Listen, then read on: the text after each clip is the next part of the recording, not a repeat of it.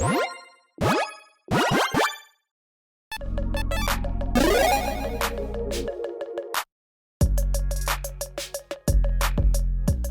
everyone, Mitch coming in for the Primal Conqueror studio. Welcome to the show. So on today's episode, I've got a very spicy deck tech for you, built around a commander that, well, you might not think can be built in this direction, but it most definitely can. Let's go with 99 lands.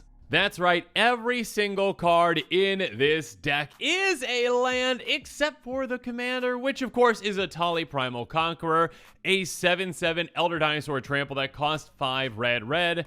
When it enters the battlefield, each player exiles cards from the top of their library until they exile a non-land card. You may cast any number of spells from among non-land cards exiled this way without paying their mana costs. And on top of that, as if that was not enough, pay 9 in a Phyrexian green. We exile it, we transform it. I guess we don't exile, we transform it though. And it's going to turn into Etali Primal Sickness. 11/11 Phyrexian Elder Dinosaur with trample, indestructible, and kind of like a mini infect in a way. Whenever it deals combat damage to a player, they get that many poison counters. So kind of like a Blightsteel Colossus, but without the infect portion of it being like, hey, you get -1/-1 counters on creatures too. No. It's just poison counters on opponents. Just poison counters. So, of course, this is a one-shot KO. And yes, even in a deck where we have 99 lands, we still have ways to get this through. So this can be the win condition side. That being said, plenty of times as well for, well, the other side to be the win condition itself. Unexpectedly so, potentially, because we have ways to ensure that we can get this ETB again and again and again. And again, every single time we play this, we are getting value off of everyone's library. And this also plays really well into certain metas as well. If you've got a friend that says, hey, I've got a Blink deck, I love my Blink deck, or I've got a Clone deck, I love my Clone deck, you know what? As a 99 lands Etali Primal Commander, well, I also love your Blink deck. I also love your Clone deck, because what I want is to get that ETB again, and again. And those are two pretty popular themes essentially for decks too. So if you hit a Blink, if you hit a Clone, sometimes if you hit like a Sacrifice Feign Death type effect as well, you can get this ETB quite a bit throughout the game. And when you do again, you are getting absurd amounts of value. I mean, you could hit things that just win you the game on the spot with this. You could hit a combo. You could also, well, just hit someone else's, massive threat like a Blightsteel Colossus with this too. So again, absurd amounts of value again from playing this. And even if this is dealt with, again, the 7/7 trampling side is nothing to, well, throw, some shade at essentially. If this is dealt with by your opponents or by you even, of course you can keep replaying it and guarantee that you keep replaying it, because again, you have 99 lands, meaning that you are never missing a land drop. And of course, we even have some ways to ramp with this deck as well, and some really spicy plays. So with all that said, we're going to be going through this deck. We're going to be going through the tactics. We're going to go through the price of this deck, which is $37.46 according to Moxfield. And over half of that comes from the commander. Again, Etali Primal Conqueror is $21.10. So if you already have that there, the rest of the deck is incredibly budget friendly, with every single card being less than $1. Keep in mind, this doesn't include the cost of shipping or basic lands, but you might already have those. Regardless, if you are interested in this spicy build, make sure you check out that deck list link in the description below. Now, with all that said, let's jump into the tactics. So now let's start off with tack number 1, speed it up, because yeah, we've got ways to ramp. We got ways to get more mana quickly, so we can actually get Etali out earlier than we should be able to. Blighted Woodland, we can pay for and tap and sacrifice, go get 2 basics into play tapped. Moving on, Dwarven Ruins, enters battlefield tapped, can tap for a single red, or we can tap and sacrifice it for 2 red. Then we also have Havenwood Battleground, which does the exact same thing, but in green. Again, we're going down on a land, but we are speed boosting ourselves to get up there and be able to get Etali out earlier. Fungo reaches its next. We can actually get storage counters on this by paying into it. Then by paying 1, remove those counters and get X mana in any combination of our colors. So this can be a great thing to get down early. Pop a bunch of storage counters onto it, and then utilize it in a big, splashy fashion to get Etali down quite early. Next up, Hall of Tagsin. This one helps out in a different way. First up, can tap right colorless. We can actually filter our mana if we really need to, but pay 4, tap, create a tap Power Stone token. So this one can be kind of more of an investment for when we want to utilize those Power Stones to actually activate Etali's ability. So that can help us out with that. Next up, Majoring Network. Again, yet another storage land. We can get storage counters on it. Tap to remove those storage counters from it and have a big burst of mana. Then we've got Mercadian Bazaar. This one comes into play tap. We can tap to put a storage counter on it. Then we tap to remove those storage counters for mana as well. Rushwood Grove does the exact same thing, but in green. Then there's Mirror Landscape, kind of like a Blighted Woodland, but when we pay 2 to tap and sacrifice this one, we are getting those basics. Have to be of the exact same type, and that's okay. It's still a ramp spell for us. Spawning Bed's a weird kind of a ramp spell for us as well. Tap for a colorless, pay 6, tap, sacrifice, make 3 Eldrazi spawns, essentially, or signs, I should say. Basically the exact same thing, right?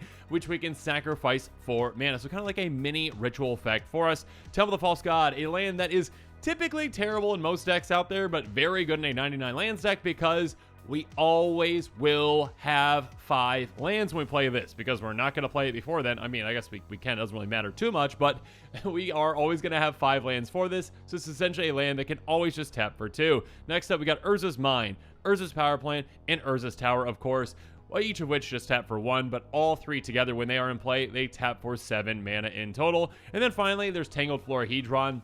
This is an MDFC land. The backside of it is a land. The front side is a creature that is a mana dork. So again, basically let's get this down early and ramp for us. But now let's go on to attack number 2, My Sacrifice, because again, yeah, there are going to be certain games, depending on the situation, depending on what we hit with Etali off the top of the library, we're like, you know what? I like this plan of just getting Etali back and then getting the ETB again, and again. Against certain decks, you can hit absolutely massive things, of course, including, blink spells, including clone spells. So certain times you can be like, yeah, the backside of Etali is nice, but I would rather just win with the front side of this card. So yeah, Endless Sand's a great one. Tap for a colorless, pay 2 tap, exile a creature you control. We can also pay 4 and tap and sacrifice to bring the creature's exile with it back into play. That being said, I would urge you to maybe not risk that if your opponents maybe have some ways to deal with your land, because if they deal with Endless Sands and Etali's in exile, you're kind of stuck. So essentially what you can just do with this is say, okay, I'll exile my Etali. Oh no, back to my command zone instead. Yeah, you're going to be able to pay for that commander tax again because you are never missing a land drop. Moving on. Ominous Cemetery. Tap for a colorless or pay 5 tap, exile target creature's owner shovels in their library. So this can be removal for us for an opponent's creature that might be pesky, or again being like, oh, okay, yeah, I just want to get rid of my own Etali so that I can essentially send it back to the command zone and then recast it. Next up, Safe Haven, a very strange card. Pay 2 and tap, remove target creature control from the game, and then you can pay 0 on your upkeep or whatever, sacrifice it. What you need to do with this again is just essentially utilize this as a way to get rid of Etali whenever you need to. Just say, I don't want Etali right now. Go away. Go back to the command zone. I will replay you for that ETB. Moving on, Underdark Rift. Another flexible card. Pay 5 tap, exile it, roll a d10, put an artifact creature planeswalker into its owner's library beneath the top X cards, activate on sorcery speed essentially. This one again can be a removal for an opponent's thing, or also again a way to say, Etali, you go away, you get back into the command zone so I can replay you. Finally, Kazul's Fury. This can actually be a nice little combo for you essentially. This costs to cast a spell, sacrifice a creature, deals damage with the sacrifice creature's power to any target. If you hit this off the top with your commander, great, you can actually sacrifice your own Etali to send it back to the command zone if that's what you want to do, and utilize that damage, that 7 damage essentially, to anything. So yeah, player's face, another creature, whatever you need to do, ensure that you set yourself up again, or yeah, if you just want the MDFC land, utilize that backside. Next up though, again, if we are focusing on that backside, and again, depends on the situation that you're in, cool, flip it, you've got mana for that, right? And then also utilize ways to get it through, get even more damage through. Again, it's already got Trample and Indestructible. We just want to make sure we can get 10 hits on that opponent to give them those poison counters. So Kestic Wolf Run, tap red colors, pay X in Gruul colors, tap target creature gets plus X with 0 against trample on turn. We can pump a lot of mana into that, of course, to ensure that we can take an opponent out in one shot. Speaking of which, Rogue's Passage. This can basically guarantee, as long as our opponents have no responses, that we take that player out. Tap red colors to pay 4, tap target creature's unblockable until the end of the turn. So essentially, yeah, the Etali Primal Sickness is coming through. But now let's go into tag number 4, Creature Feature, because even though, again, we don't really have any Well, non-lands in the deck, what we do have are cards that can help protect us or help get extra damage through if we need to with creature lands. So Branch of the Vitu-Ghazi, we can actually disguise it, and it's a 2/2 cloak creature, essentially. We can also turn it face up and get 2 mana in combination of colors if we really need to do that. But again, most likely, either utilize it just as a land, or utilize it as a 2/2. Next up, Crawling Barrens. Tap right colors, pay 4, you get 2 counters on it, can become a 0/0. This can actually be an end game winner for us if, say, maybe we hit some, wraths off the top of the libraries with Etali, we just destroy the board, demolish it. If we built up things with this and make this into a land that can actually hit pretty hard, it can be a way, again, with these kind of creature-based lands that, aren't always creatures, that we can take our opponents out. Moving on, Dread Statuary, tap for Ray Colors, or we can pay 4 to make it a 4/2 until end of turn. Get to encampment, comes into play, taps for a red, pay 2 mana, comes a 2/1 with First Strike.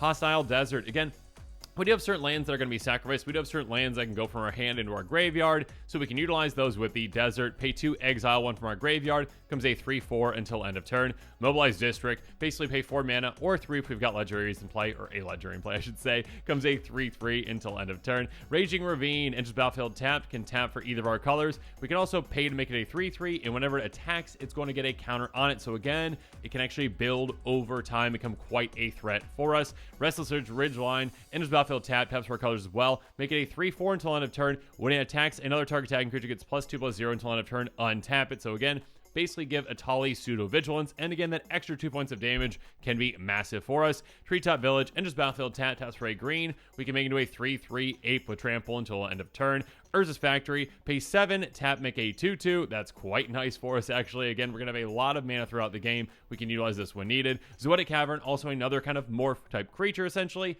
Put it down as a 2/2, or it can just be one that can tap. And then there's another MDFC land with Kazandu Mammoth. This one does have landfall, so we do have certain ways to get more than one land in a play in a turn. So with this, again, can get a little +2/+2 until end of turn whenever our lands come into play.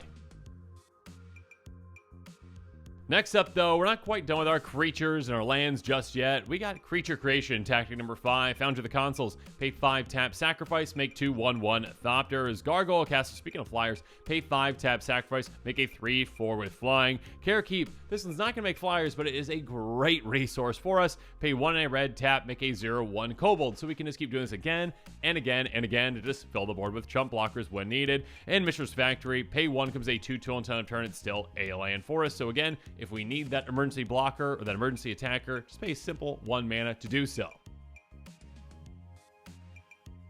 But now let's move on to tactic number 6, Cave In, because we've got some lands that can help us remove some of our opponent's threats or different things, and we've already talked about a couple that are a little more flexible when it comes to getting rid of Etali.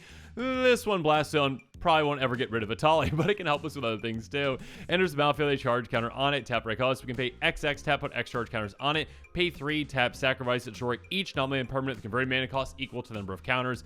And then, yeah, we get rid of a lot of things. Moving on, Blighted Gorge, tap for 1, or pay 5, tap, and it's going to be sacrifice and deal 2 damage to target creature or player, so we can get rid of a small creature or ping a player down. Encroaching Waste, we can get rid of a lot of non-basic lands with this deck too. Pay 4, tap, sacrifice, destroy target non-basic land. Field of Ruin, pay 2, tap, sacrifice, destroy a non-basic land, then every single player goes and gets a basic. So be careful when you're using this one, but again, if an opponent has a Gaia's Cradle, you're like, yeah, let's get rid of that because that's problematic. Speaking of which, Ghost Quarter.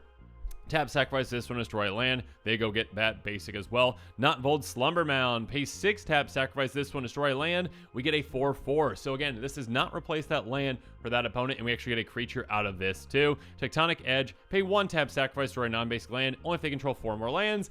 This is Commander. They're going to control 4 more lands. The game's not going to end all that early. Next up, we've got Volatile Fault. We can tap for a color or pay 1, sacrifice it, and also destroy target non-basic land opponent controls. They go get that basic, and we also get a treasure token, so keep that in mind. Colony Ambush set, another removal spell for us. It's an MDFC land, so the backside can be land if we need it. Target creature we control fights target creature we don't control, so yeah, if Etali's out, hey, that's 7 or 11 is going to take something out. And then Sogman Treachery.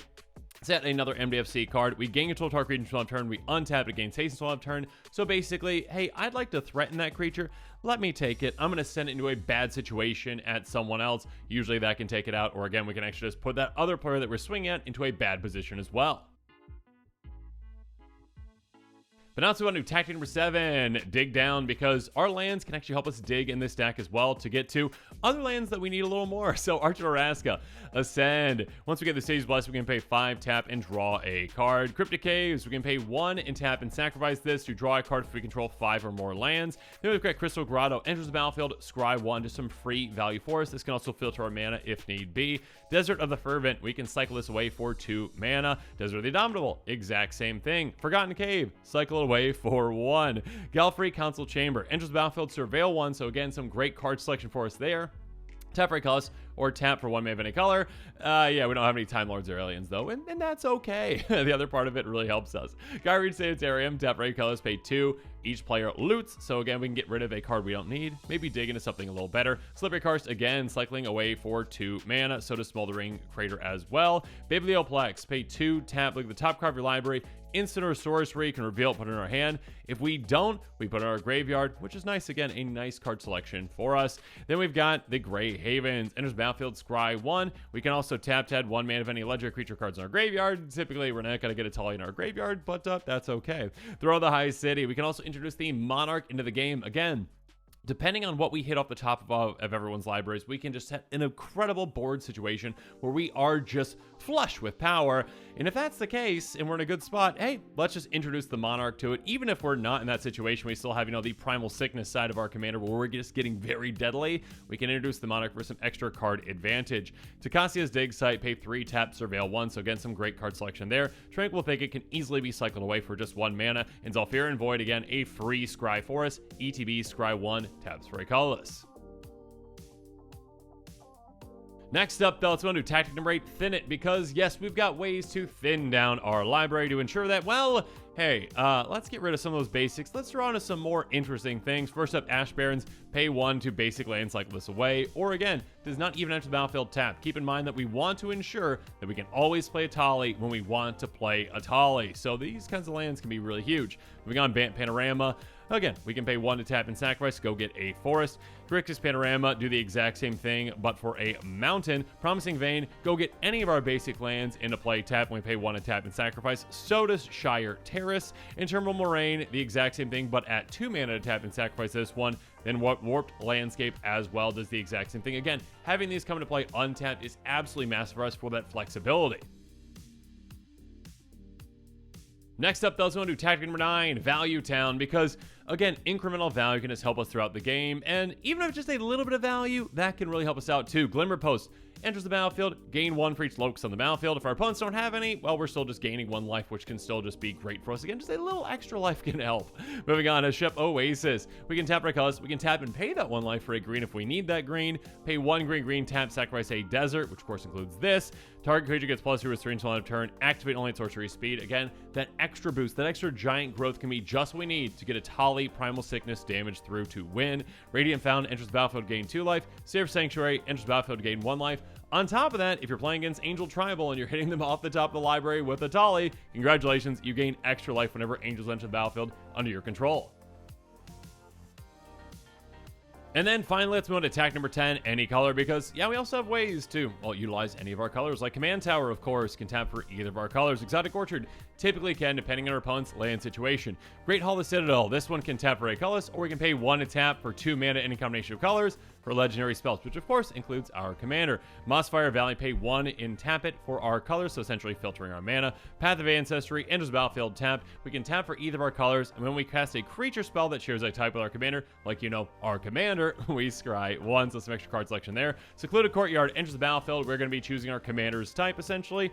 Dinosaur, whatever you want to choose, essentially. And then it can tap for ghosts, or it can tap for any of our commander's colors, essentially. Unclaimed Territory, the exact same thing as that. And yeah, again, mana fixing, not all that important when you have this many lands, but still, these cards can really help. But now as this episode is coming to a close, it's time for me to hear from you. So in the comments below, let me know what your thoughts on this deck are. And also, if you are interested in this crazy spicy deck, make sure you check out that decklist link in the description below. Of course, as always, thanks again and have a good one. This show and episodes like this one are possible thanks to viewers like you. If you're looking for an easy way to help support this show, make sure that you like, share, and subscribe. Also, hit that bell notification icon so you don't miss any new episodes. You can also go check out our playmats and other merchandise at thecommandersquarters.com. We also have a ton of brand new t-shirt designs in stock, so make sure you check out those as well. Another easy way to support this show is with our TCG Player affiliate links. So whether you're buying a deck or individual cards, you can use this general link right here or one in the description. And the final way that you can support this show is by supporting us directly by becoming a patron. There are many benefits to being a patron, and I truly couldn't do this without all of their support.